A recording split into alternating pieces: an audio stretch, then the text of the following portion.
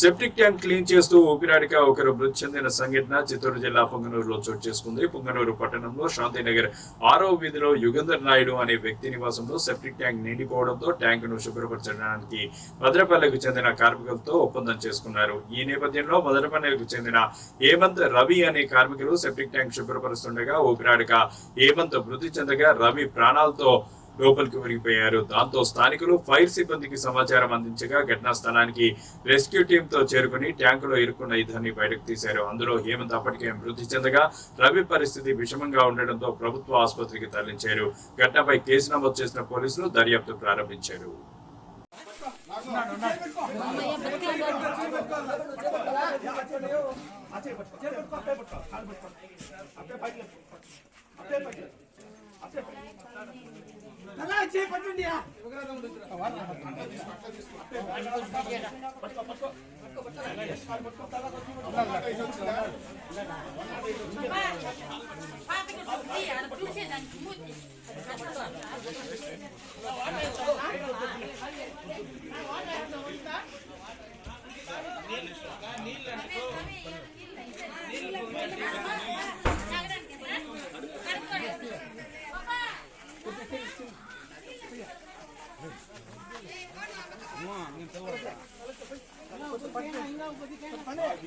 bucket నీళ్ళమ్మా